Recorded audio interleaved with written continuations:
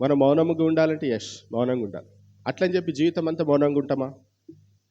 మనం మాట్లాడాలి. ఎందుకు అనంటే మాటలో ఏముంది?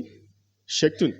అయితే మాటలో శక్తి ఉంది అనేటువంటి విషయం మనకి ఎట్లా తెలుస్తానంటే మనం మాట్లాడినప్పుడు తెలుస్తుంది. మీరు మాట్లాడకుండా కామ్గా ఉన్నారనుకోండి, మీ మాటలో ఎంత శక్తి ఉందని మనకి తెలియదు. అర్థమవుతుందా? ఈరోజు అది పాజిటివ్ కావచ్చు, నెగిటివ్ కావచ్చు. ఇక్కడ మాట అని అంటున్నాం, జస్ట్ వర్డ్ కదా, మనం పలికేటువంటి పలుకు గురించి మనం మాట్లాడుతున్నాం. అది మంచి అయినా చేయొచ్చు, చెడైనా చేయొచ్చు. అర్థమవుతుందా? కానీ మాటలో మాత్రం శక్తి అనేది ఉంది. ఏప్రిల్ 15, 1865లో అబ్రహాం లింకన్ గారు చనిపోయారు. అబ్రహాం లింకన్ తెలుసు కదా, యుఎస్ ప్రెసిడెంట్. ఆయన గురించి చాలా స్టోరీస్ ఉన్నాయనుకోండి.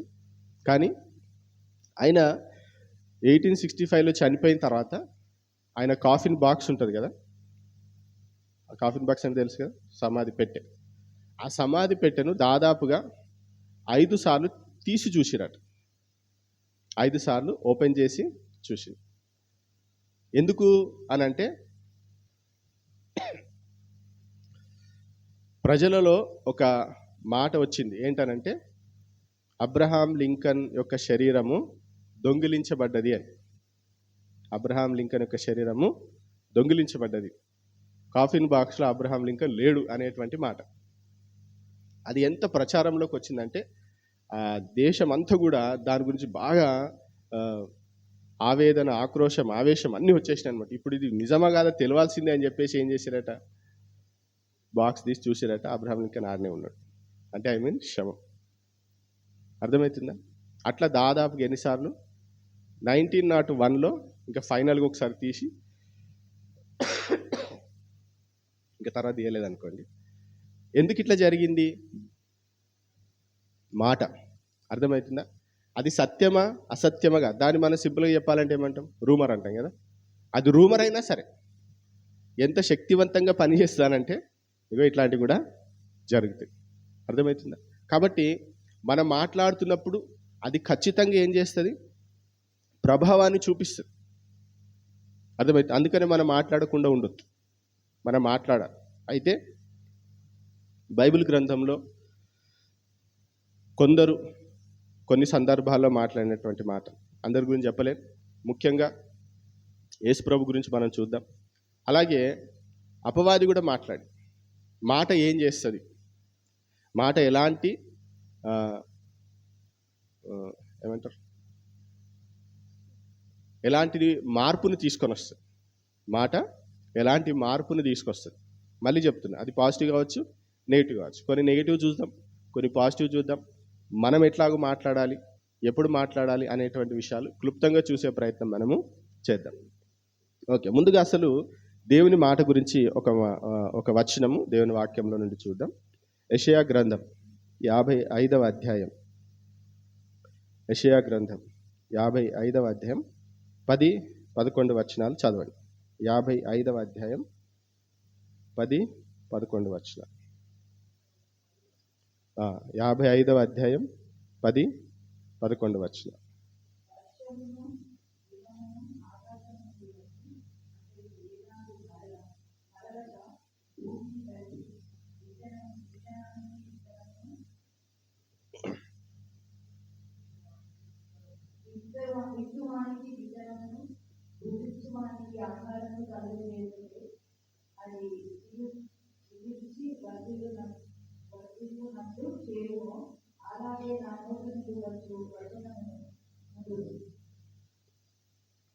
చూడండి, ఇక్కడ మీరు జాగ్రత్తగా గమనించినట్లయితే 11 కూడా చదివిందా?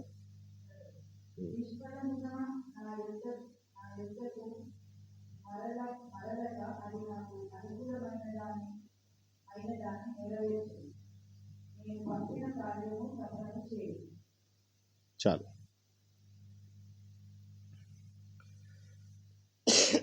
ఇక్కడ దేవుడు ఒక ఉదాహరణ ఇస్తున్నాడు. ఏంటంటే వర్షము హిమం. వర్షం హిమం అంటే తెలుసు కదా, ఆకాశం నుండి పడుతుంది. అది పడ్డప్పుడు ఏం చేస్తుందట? దీంట్లో వివరణ తర్వాత కానీ ఏదో ఒకటి అయితే చేస్తుంది. అవునా? భూమి మీద ఆ వర్షము, ఆ మంచు పడ్డప్పుడు ఏదో ఒక కార్యం అయితే జరుగుతుంది, జరగకుండా ఏమి ఉండదు. అవునా? మీరు ఎన్ని నీళ్లు పోసినా కానీ భూమి అంతటిని మనం పచ్చగా మార్చగలమా? మార్చలేము. కానీ ఒక 2-3 రోజులు కంటిన్యూస్గా వర్షం పడి మొత్తం నేలంతా కూడా మంచిగా అనిపిస్తుంది కదా, గ్రీనరీ.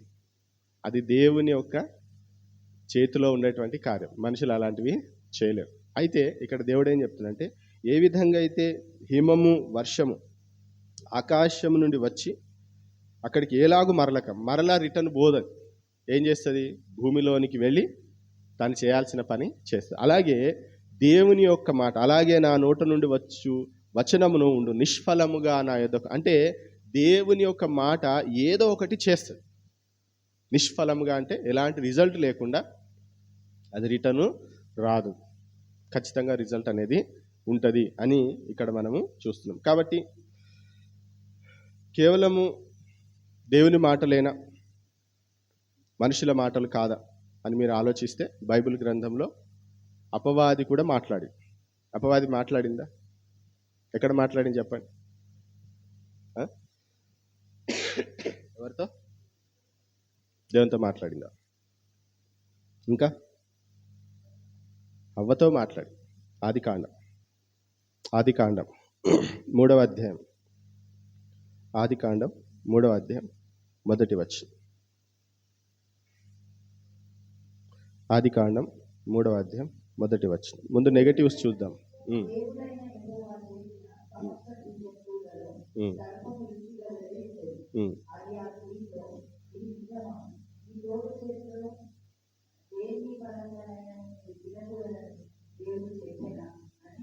చాలు. అపవాది మాట్లాడినటువంటి మాట ఏంటిది? ఎలా మొదలుపెట్టింది? ఇది నిజమా అని స్టార్ట్ చేసినాడు కదా. ఈ మాట ఏం చేసింది చెప్పండి? ఈ మాట ఏం చేసింది? దీని ఫలితం ఏంటి? అనుమానాన్ని రేకెత్తించింది కదా. మాట ఏం చేస్తుంది? మనిషి మీద అనుమానం వచ్చేటట్టు చేస్తుంది. ఇంకా గట్టిగా మాట్లాడితే మాట కొన్నిసార్లు సంబంధాలని తెంచేస్తుంది. అర్థమవుతుందా? మనం మాట్లాడేటువంటి మాటల ద్వారా కొన్నిసార్లు ఏమవుతాయి? సంబంధాలు బ్రేక్ అయినా లేవు కదా. అంతకాలము దేవునితో ఉండేటువంటి ఆదాము అవ్వలు అపవాది మాట విని దేవునికి తిరుగుబాటు చేసినట్టుగా మనం చూస్తున్నాం. దేవుని మాట మీద అపనమ్మకం చూపించి అపవాది మాట విని దేవునికి వారు అవిధేయత చూపించినట్టుగా చూస్తున్నాం. దాని పర్యవసానం ఏంటంటే, దేవుడు అన్నాడు, ఇంకా మీరు ఇక్కడ ఏదైనా తోటలో ఉండడానికి వీల్లేదు, మీరు ఇక్కడ నుండి వెళ్ళిపోండి కదా. దీని అంతటికి మూలం ఏంటిది? అపవాది పలికిన ఆ మాట. ఇది నిజమా? చూడండి, మనం చాలాసార్లు మన మాట యొక్క శక్తిని గురించి మనం ఆలోచన చేయం. నేనేమన్నా అంటాం, సింపుల్గా అనాల్సిన వాడిని అనేస్తారు, మళ్ళీ ఏమంటారు? నేనేమన్నా అంటారు. నీ వల్లనే ఇప్పుడు ఈ పరిస్థితి. అర్థమవుతుందా? మేమందరం ఎందుకు ఈ రోడ్డు మీదకి వచ్చినాం? ఎందుకు మా సంబంధాలు తెగిపోయినాయి? ఎందుకు భార్యాభర్తలు వేరైపోయినారు? ఎందుకు పిల్లలు తల్లిదండ్రులకు తిరుగుబాటు చేస్తున్నారు? నీ మాట వల్లే. అర్థమవుతుందా? మీరు పలికినటువంటి ఆ పలుకు వల్లే ఇదంతా జరిగింది. అది మనం చాలాసార్లు ఆలోచన చేయం. కాబట్టి నెగటివ్గా కూడా ఏం చేస్తుంది? మన మాట చాలా శక్తివంతమై. అర్థమవుతుందా? కాబట్టి మనం మాట్లాడుతున్నప్పుడు చాలా జాగ్రత్తగా మాట్లాడాలి. కాబట్టి అపవాది మాట్లాడింది, సంబంధాలు తెగిపోయినాయి. మత్తయి సువార్త 21వ అధ్యాయం 21వ అధ్యాయం 18-19 వచనాలు.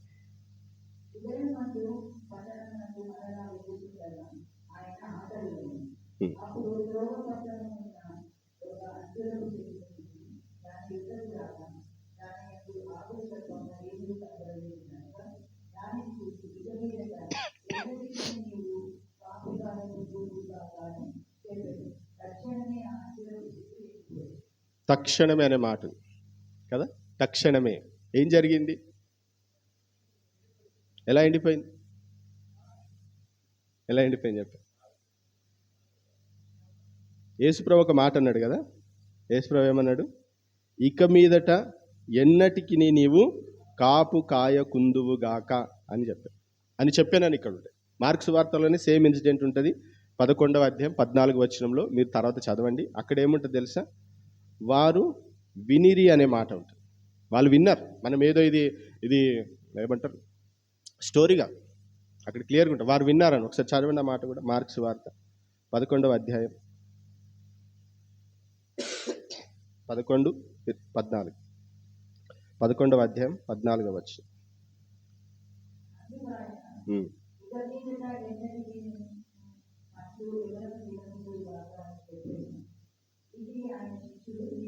వినిరి. ఆయన శిష్యులు విన్నారంటే యేసు ప్రభు ఏం చేసిండు? మాట్లాడిండు కదా. మాట్లాడిండు. ఎవరితో మాట్లాడిండు? అంజూరపు చెట్టుతో మాట్లాడిండు. అది విన్నదా? వినలేదా? విన్నది కదా. మాటలో ఎంత శక్తి ఉందంటే జీవం ఉన్న దాన్ని జీవం లేనట్టుగా కూడా చేస్తుంది. అక్కడ ఏముంది తెలుసా? ఆ చెట్టు ఎట్లా ఎండుకుపోయిందట? వేరుతో సహా. కొంచెం ఆకులు షేడ్ అయినాయి, అర్థమైందా? 2-3 ఆకులు రాలిపోయినాయి అనేది కాదు, పూర్తిగా వేరుతో సహా అది ఏమైపోయింది? ఎండిపోయింది. ఎంత శక్తి ఉంది మాటకి. మీరు కూడా ఏం చేయొచ్చు తెలుసా మీకు ఆ విషయం? జీవం లేనట్టుగా చేయొచ్చు మీరు కూడా. మనం మాట్లాడితే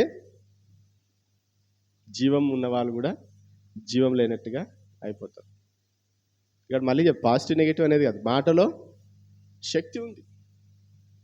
కావున చాలామంది ఉరేసుకొని చచ్చిపోతారు. ఎందుకు తెలుసా? ఎందుకు? కొట్టినందుకు ఎవరు చావరు, గుర్తుపెట్టుకోండి. కొట్టినందుకు చచ్చిపోయినని ఎవరు అన్నారా? మీరు చాలా ఇన్సిడెంట్స్ విని ఉంటారు కదా. ఎందుకు చచ్చిపోయారు? వారు కొన్ని మాటలు అన్నారు, అర్థమైందా? ఆ మాట వారి హృదయంలోకి ఎంత బలంగా పనిచేసినాయంటే ఇంకా మీరు కూడా ఉండుంటారు ఇక్కడ ఎప్పుడొకసారి. ఎప్పుడైనా ఆ మాట అన్నందుకు నేను ఏమనిపించింది? చచ్చిపోవాలి అనుకున్నారు ఎప్పుడైనా? అవునా? మాటలో అంత శక్తి ఉంటుంది. మార్క్స్ వార్త 4వ అధ్యాయం. యేసుప్రభు గురించి చెప్తున్నా అనుకోకండి, లాస్ట్లో మన మాటలో కూడా శక్తి ఉంది, దాని గురించి కూడా చెప్తాను. మార్క్స్ వార్త 4వ అధ్యాయం. యేసుప్రభు ఇక్కడ సంపూర్ణ మానవుడు, గుర్తుపెట్టుకోండి. అర్థమవుతుందా? నేను యేసుప్రభు గురించి ఎందుకు నేను ఉదాహరణ చెప్తున్నానంటే ఆయన పలికిన మాటలు ఉండేటువంటి శక్తి మనం చూస్తున్నాం. అయితే యేసుప్రభు ఏ విధంగా పలుకుతున్నాడు? ఆయన సంపూర్ణ మానవునిగానే పలుకుతున్నాడు. ఆయన పరిపూర్ణమైనటువంటి మానవుడు. ఆయన దేవుని చిత్తాన్ని జరిగిస్తూ జీవిస్తున్నప్పుడు జరిగినటువంటి కార్యాలు. అర్థమవుతుందా? మార్క్స్ వార్త 4వ అధ్యాయం 39వ వచనం.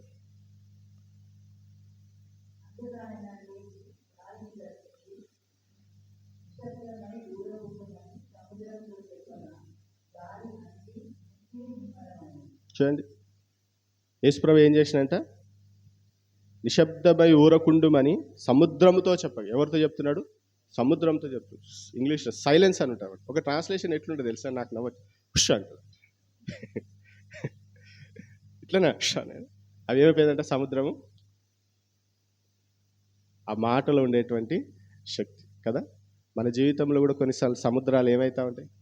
పొంగుతూ ఉంటాయి. అప్పుడు ఏం చేయాలి? సైలెన్స్ కదా. ఏం చేయాలి? సముద్రాన్ని మనము గద్దించాలి. ఏది మనల్ని అల్లకల్లోలం చేస్తుందో, ఏది మనల్ని ఆందోళన పరుస్తుందో, ఏది మనల్ని ఆగమాగం చేస్తుందో ఏం చేయాలి? గద్దించాలి కదా. నిమ్మలం అవుతుందా? అవుతుంది. నీ మాటలో శక్తి ఉంది. ఎందుకు తెలుసా? నువ్వు దేవునితో కనెక్ట్ అయి ఉన్నావు. హల్లెలూయా. ఎందుకు నీ మాటలో శక్తి ఉంది? ఈ మాట మర్చిపోదు. నేను దేవునితో లేకపోయినా నేను ఏమన్నా అవుతుందంటే ఆయనతో దయాలు మీద వాడు ఉరికిస్తే మనకి అట్లా కాదు. మనం దేవునితో సన్నిహిత సంబంధం కలిగి ఉన్నాం, దేవునితో సహవాసం చేస్తున్నాం కాబట్టి మన మాటలో ఉండేటువంటి ఒక శక్తి ఏం చేస్తుంది? అక్కడ క్రియ జరిగిస్తుంది. అర్థమవుతుంది? కాబట్టి మాట్లాడినప్పుడు సముద్రాలు కూడా ఏమవుతాయి? నిమ్మలమవుతాయి. మీ జీవితంలో సముద్రాలు పొంగుతుంటే మీరు ఏం చేయండి? మీరు మాట్లాడండి. ఆ సముద్రంతో మీరు ఏం చేయండి? మాట్లాడండి. ఏమైతే అవి సైలెన్స్ అయిపోతాయి. మార్క్స్ వార్త 1వ అధ్యాయం 25వ వచనం. మార్క్స్ వార్త 1వ అధ్యాయం 25-26 వచనాలు తెలుగులో కలిసి ఉన్నాయి.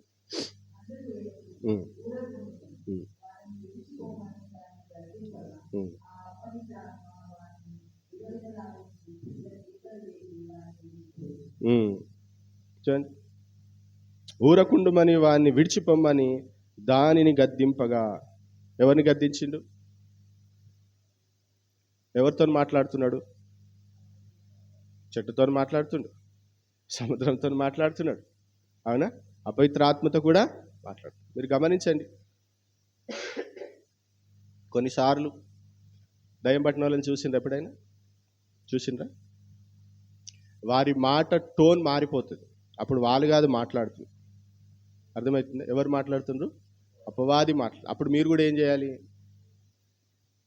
ఏ సురేష్ ఊకు అనొద్దు. అర్థమవుతుందా? ఆయనలో ఉండేటువంటి ఆ దురాత్మను ఏం చేయాలి? మనము గద్దించాలి. మన మాట వింటదా? వింటది ఖచ్చితంగా. ఇక్కడ చూడండి, గద్దించినప్పుడు అపవిత్ర ఏమైందట?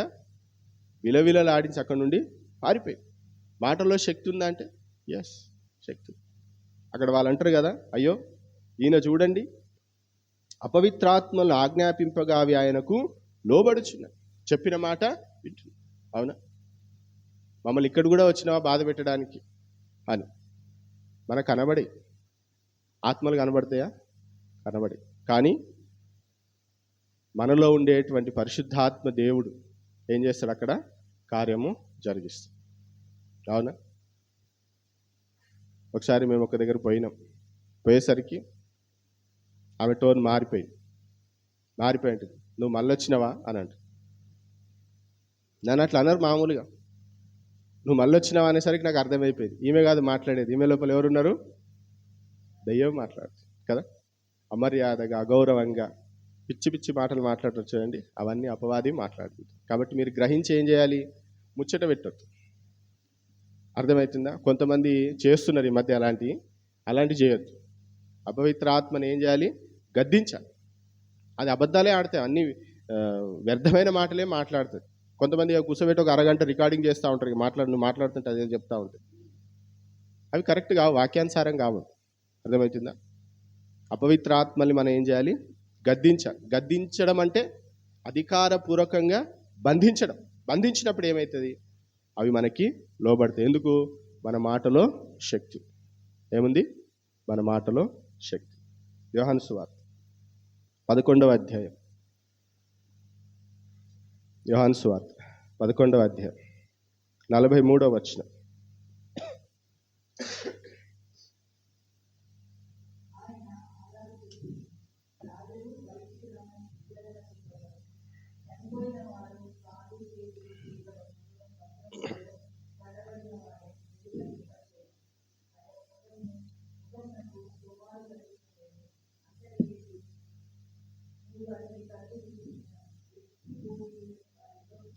చాలు. ఇక్కడ చూడండి, ఈ స్టోరీ మనందరూ తెలుసు కదా. లాజరు చనిపోతాడు, యేసుప్రభు రావడానికి ఆలస్యం అయిపోతుంది, అప్పటికి 4 రోజులు అయిపోతుంది. వాళ్ళందరూ కూడా నో హోప్ అనమాట. ఇంకేంటిది, అయిపోయింది, సమయం మించిపోయింది, ఇంకెవరు వచ్చినా ఏమీ చేయలేరు. కానీ ఇక్కడ యేసుప్రభు వచ్చి ఆ రాయిని దొర్లించిన తర్వాత ఒక మాట మాట్లాడుతున్నాడు. ఏమని మాట్లాడుతున్నాడు? లాజరు నువ్వు బయటికి రా అని మాట్లాడు. అర్థమవుతుందా? నువ్వు రా అని గట్టిగా అంటే స్లోగా కాదట. ఆయన మాట్లాడినటువంటి మాట చాలా శక్తివంతమైనటువంటి మాట. అప్పటి గుహాలు మామూలు, మనం గుహ అనుకునేసరికి ఇట్లా చిన్నగా ఉంటాను కాదు, గుహ చాలా లోపలికి ఉంటుంది. ఆయన మాట్లాడినప్పుడు ఆ మాటలోని శక్తి ఏం చేసింది తెలుసా? జీవము లేని వాటికి జీవాన్ని ఇచ్చింది. హల్లెలూయా. అర్థమవుతుందా? స్టార్టింగ్లో ఏం చూసినాం? జీవం ఉన్న వాటికి జీవం పోయేటట్టు చేసేది కూడా మాటే, జీవం లేని వాటికి జీవాన్ని ఇచ్చేది కూడా మాటే. అర్థమవుతుంది? కాబట్టి మన మాటలో ఏముంది? శక్తి ఉంది. ఇప్పుడు మీరు అనొచ్చు, ఇవన్నీ కూడా యేసుప్రభు చెప్పిన సందర్భాలు. మార్కు సువార్తలో నుండి నేను ఎందుకు చెప్పినానంటే, మార్కు సువార్తలో యేసుక్రీస్తుని ఒక సాధారణమైనటువంటి మనిషిగా, ఒక పరిచారకునిగా సూచిస్తాడు. అందుకని ఇందులో నుండే నేను చెప్పిన. యోహాను సువార్తలో కూడా ఉన్నాయి, లూకా సువార్తలో, మత్తయి సువార్తలో కూడా ఉన్నాయి. ఇప్పుడు సామెతల గ్రంథంలో నుండి ఒక మాటని మనం చదువుదాం. సామెతల గ్రంథం 18వ అధ్యాయం 21వ వచనం. సామెతలు 18:21.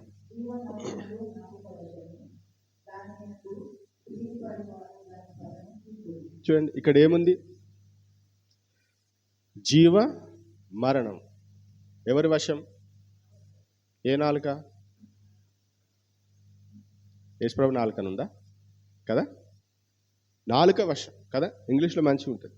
The tongue can bring death or life అని ఉంటుంది. The tongue can bring death or life అంటే మన మాటల్లో ఒక మనిషిని ఏం చేస్తే బ్రతికింపజేస్తాయి, ఒక మనిషిని చనిపోయేటట్టు కూడా చేస్తాయి. కాబట్టి ఇప్పుడు మనం ఎలాంటి మాటలు మాట్లాడాలి, అర్థమవుతుందా? మనం ఎలాంటి మీరు అందుకనే మాటలో ఉండేటువంటి శక్తిని మీరు ఎప్పుడైతే గ్రహిస్తారో నిజంగా మీరు ఏం చేస్తారో తెలుసా? యేసు ప్రభు నుండి దేవా ఒక మాట చాలు అని మనం కోరుకుంటాం. అర్థమవుతుందా? మత్తయి సువార్త 12వ అధ్యాయం 37వ వచనం. నీ మాటను బట్టి అక్కడ ఒక మాట, ఒక వచనం ఉంటుంది. మత్తయి సువార్త 12:37 32.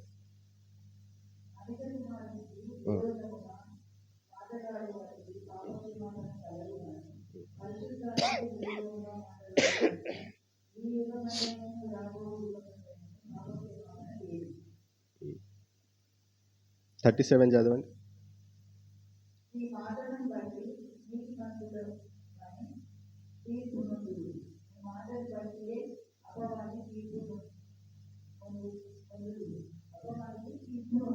అపరాధివని తెలుపును. నీ మాటలను బట్టి నీవు ఎలాగో, నీ మాటలను బట్టి తెలుస్తుంది నువ్వు ఎలాంటి వాడవని.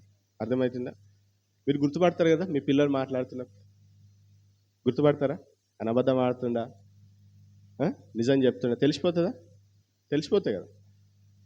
వారు మాట్లాడే తీరు, వారు ఎక్స్ప్రెస్ చేస్తున్న విధానాన్ని బట్టి మనకి అర్థమవుతుంది. అయితే మన మాట ఎలాగుంది అనేది మనము గమనించుకోవాలి. చూడండి, మాటలో శక్తి ఉన్నప్పుడు మనం ఏం కోరుకుంటామంటే దేవుని నుండి మాటయే మనము కోరుకుంటాం. మత్తయి సువార్త 8వ అధ్యాయం 8వ వచనంలో ఆయన శతాధిపతి ఒక మాట అంటాడు. చూడండి 8:8.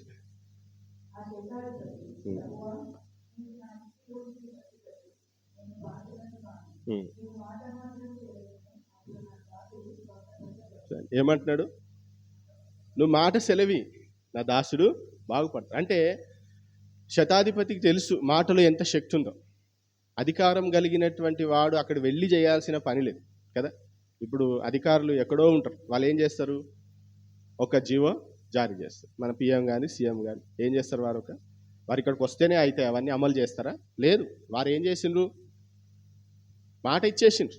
అదేమవుతుంది? అమల్లోనికి రావాలి. యేసు ప్రభు గురించి శతాధిపతి అంటున్నాడు, నీకు అధికారం ఉంది, నువ్వు ఇక్కడే ఉండి మాట సెలవిస్తే ఏమవుతుంది? అక్కడ నా దాసుడు బాగుపడుతుంది, నువ్వు రావాల్సిన అవసరం కూడా లేదు. యేసు ప్రభు ఆశ్చర్యపోయిందంట. అది నిజంగా ఎంత విశ్వాసం ఇది! అంటే యేసుక్రీస్తు మాటలో శక్తి ఉందని చెప్పేసి ఆయన ఎంత బలంగా నమ్ముతున్నాడు. మనం వచ్చి చేయి పెట్టేసి ఆయన నూపేసి కింద పడేసి ఇవేం అవసరం లేదు కదా. ఎప్పుడైతే వర్డ్, అర్థమవుతుందా, దేవుని యొక్క వాక్కును విడుదల చేస్తామో అక్కడ దేవుడు తన కార్యాలు జరిగిస్తాడు. మీరు ఆలోచన చేయండి. లూకాసు వార్త 5వ అధ్యాయం 5వ వచనంలో పేతురు గురించి ఉంటుంది. అక్కడ ఒక మాట వాడతారు. ఏంటంటే రాత్రంతా వారు ఏం చేస్తారు? లూకాసు వార్త 5వ అధ్యాయం రాత్రంతా కూడా చాలా కష్టపడతారు, ప్రయాసపడ్డామంటారు. వాళ్ళు ఏమంటారు? ప్రయాసపడ్డాం, అలసిపోయినాం, ఒక్క చేప కూడా పడల. ఒకవేళ చేపలు పడి ఉంటే అంత ప్రయాస అనిపించకపోతుంది కదా. రిజల్ట్ వచ్చినప్పుడు ఏమనిపిస్తుంది? ప్రయాసకు తగిన ఫలం ఉన్నప్పుడు మనకు సంతోషం అవుతుంది, ఫలం లేనప్పుడు చాలా బాధ అవుతుంది, నిరాశ ఉంటుంది కదా. ఆ నిరాశలు ఎవరైనా వచ్చి మనకు బుద్ధి మాటలు చెప్తే మనకేమవుతుంది? చాలా కోపం వస్తుంది కదా.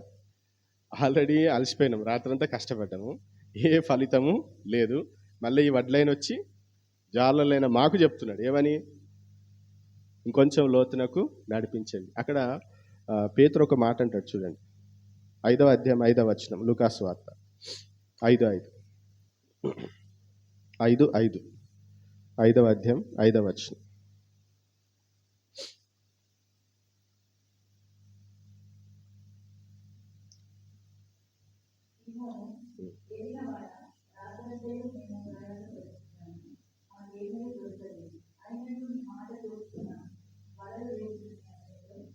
చూడండి, అసలు ఏముంది మాటలో కదా?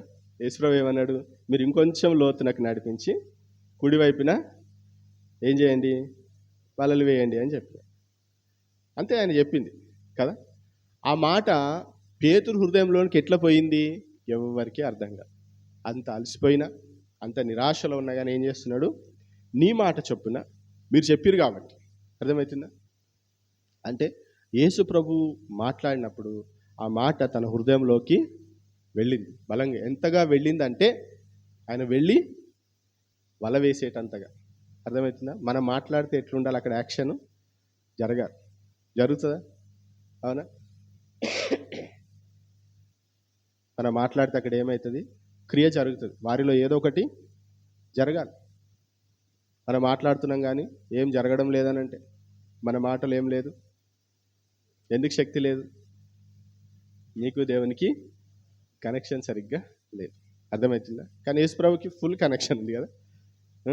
సింపుల్గా కొంచెం లోపల నడిపించి వేసేసేసరికి ఆ రాత్రిపూట అసలు పడనే పడవు ఈ సమయంలో. ఇది రాంగ్ టైం. అవునా? అయినా కానీ నీ మాట చొప్పున మీరు అన్నారు కాబట్టి నీ మాటని బట్టి నేను ఏం చేస్తున్నా? వల వేస్తాను. కాబట్టి దేవుని బిడ్డలారా, మాటలో ఏముంటుంది? శక్తి ఉంటుంది. ఒక మనిషి మారాలి అని అంటే, ఒక మనిషి పరివర్తన చెందాలి అంటే మనం ఏం చేయాలి? మాట్లాడాలి, చెప్పాలి. అర్థమైతే? ఎలా చెప్పాలి? గాలి మాటలు చెప్పినట్టుగా కాదు, దైవికమైన మాటలు చెప్తున్నట్టుగా, దేవుని బిడలంగా, దేవుడు నాకు అధికారం ఇచ్చినట్టు. అర్థమవుతుందా? నేను దేవుని బిడ్డను అనేటువంటి ఆలోచనతోని మనం ఏం చేయాలి? మాట్లాడాలి. వాడు వింటే వినని లేకపోతే లేదు అన్నట్టు కాదు. విశ్వాసంతో, నమ్మకంతో నేను ఇప్పుడు మాట్లాడుతున్నప్పుడు అక్కడ కార్యం జరుగుతున్నటువంటి విశ్వాసంతో మనం ఏం చేయాలి? మాట్లాడాలి. అప్పుడు దేవుడు అద్భుతాలు చేస్తాడు. కొన్ని కొత్త నిబంధనలు కొన్ని మాటలు నేను మీకు జ్ఞాపకం చేసి నేను ముగిస్తా.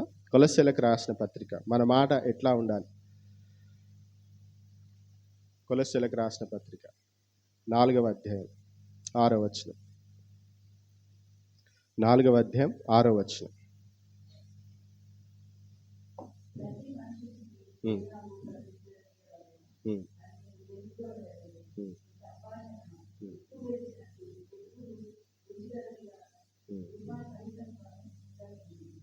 చూడండి, మనం మాట్లాడేటప్పుడు ఎలా మాట్లాడాలి అనేటువంటి విషయాలు కూడా అపోస్తలుడైన పౌలు తెలియజేస్తున్నాడు.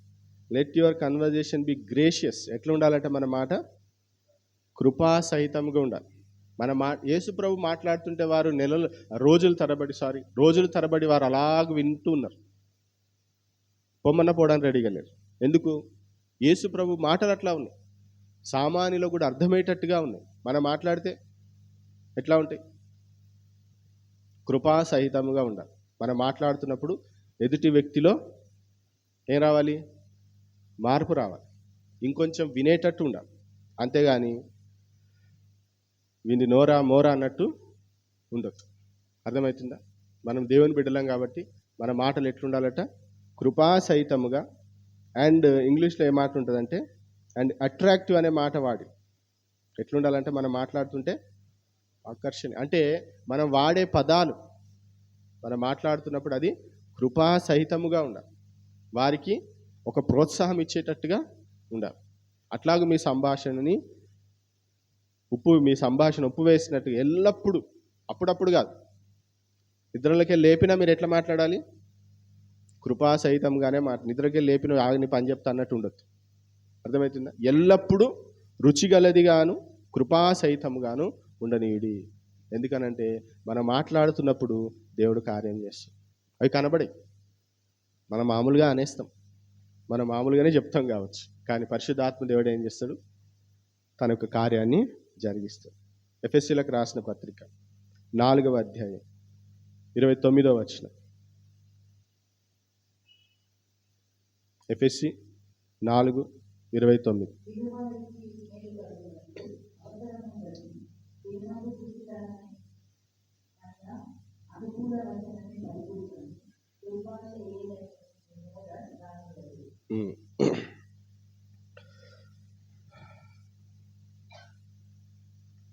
మనం ఎట్లుండాలట?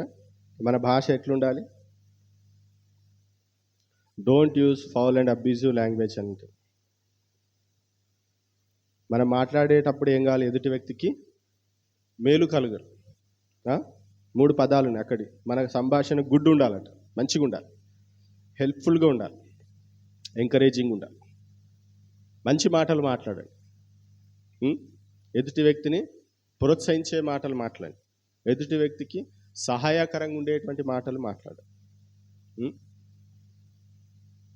మన నోట ఏముండొద్దు, జాగ్రత్త. అట్లా వచ్చేసింది అని అంటే అట్లా రావద్దు. దేవునికి అది ఇష్టం ఉండదు. దుర్భాష ఏదైనాను మీ నోట రానికుడి. దుర్భాష మనం రాని భాష మనం వాడొద్దు. మనం పలకకూడని మాటలు పలకొద్దు. మీకు రావని కాదు, మీకు అన్నీ తెలుసు, కానీ మనము ఏం చేయొద్దు, అట్లాంటి మాటలు మాట్లాడొద్దు. అవి మనకు తగవు. ఒకవేళ మనుషులకి వెళ్ళి తన్నికని వచ్చినా కానీ నోటితో ఏం చేయండి, కంట్రోల్ చేసుకో. సాక్ష్యం పాడైందంటే మళ్ళీ రాదు. అర్థమైంది? ఒక మాట పలికినవా కథం, నువ్వు ఇంతే అనేస్తారు అన్నట్టు. కాబట్టి ఏం చేయండి, జాగ్రత్తగా ఉండండి. 5వ అధ్యాయం 4వ వచనం, ఎఫెసీ పత్రిక.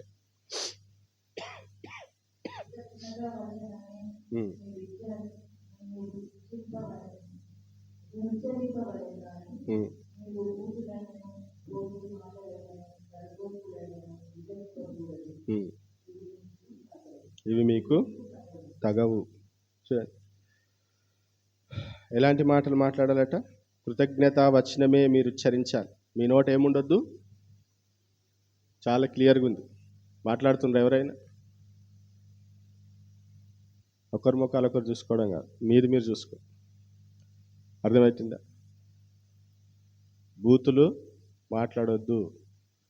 దేవుని వాక్యానికి విరుద్ధం, అది మనకు తగవదు.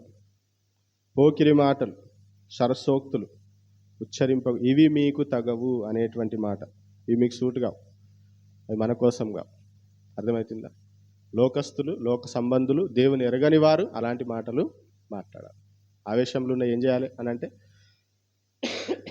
ఆవేశంలో ఉన్న అదుపులో ఉండాలి. అవునా? అపవాది పని ఏంటిది? ఆవేశపరిచి అదుపు తప్పేటట్టు చేయడమే అపవాది పని. అపవాదికి నువ్వు లోబడుతున్నట్టే. అర్థమవుతుందా? మీ నోట ఫౌల్ లాంగ్వేజ్ రావద్దు, అవి మనకి తగవు.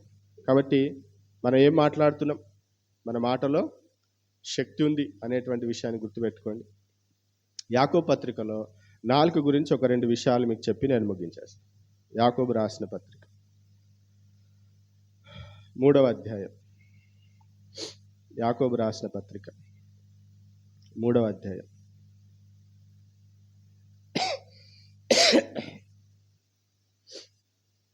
5వ వచనం.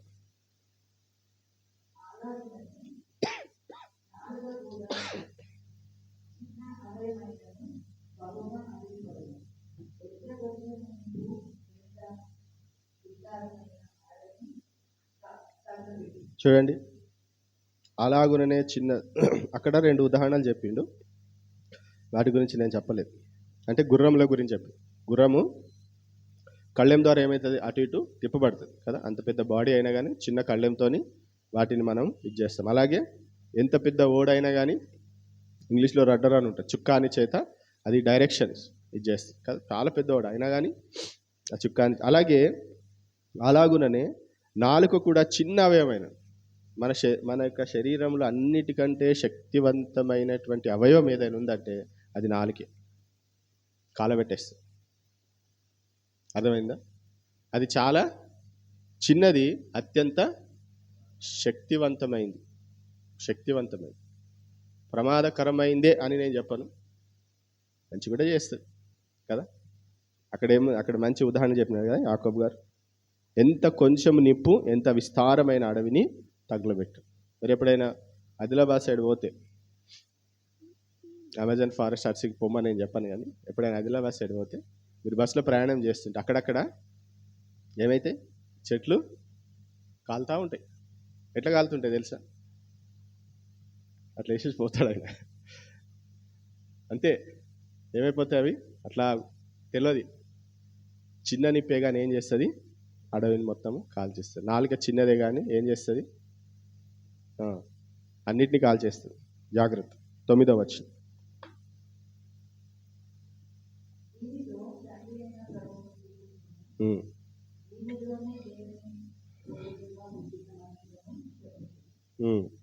అది కూడా చదువు.